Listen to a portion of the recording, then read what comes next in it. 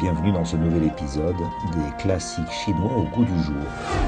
Nous vous proposons aujourd'hui cette formule Wan wu bing yu, er bu xiang hai, dao bing xing, er bu xiang bei, qui signifie tous les êtres poussent côte à côte sans se nuire mutuellement. Tous les chemins vont de pair sans se gêner les uns les autres.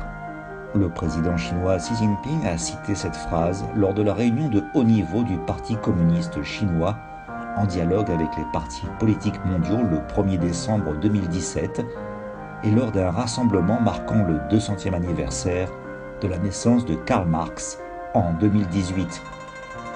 Cette formule provient de l'invariable milieu, le Zhongyong, un chapitre du classique des rites, le Lizi, écrit il y a environ 2000 ans.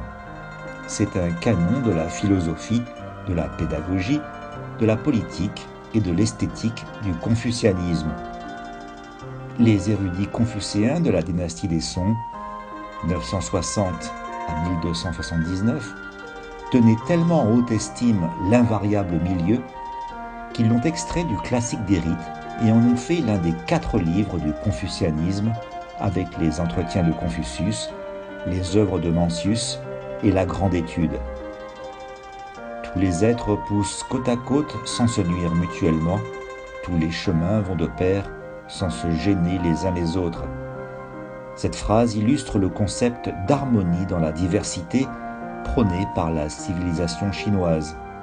Monsieur Xi l'a utilisé pour appeler tous les pays à respecter la culture d'autrui, à dissiper les malentendus par le dialogue, à construire une communauté de destin pour l'humanité et à transformer la diversité en une force motrice pour le développement. Différentes nations, races et ethnies coexistent dans le monde, avec des cultures et des civilisations diverses et variées qui sont sources de progrès. Il n'y a pas de civilisation supérieure ou inférieure. Les civilisations ne diffèrent que par leur identité et leur localisation. Le rêve chinois fait partie de la culture chinoise, tandis que le rêve américain fait partie de la culture américaine. Chaque culture, avec ses attraits et ses racines propres, est un trésor de l'humanité.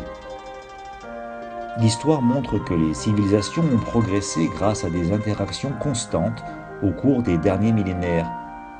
S'il n'y a qu'une sorte de fleur ici-bas, aussi belle soit-elle, elle inspirera un sentiment de monotonie.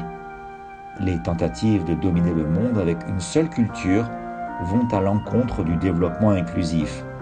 Les échanges et l'apprentissage mutuel, ainsi que la richesse des civilisations, pourront ouvrir la voie à une vie diversifiée et un avenir radieux.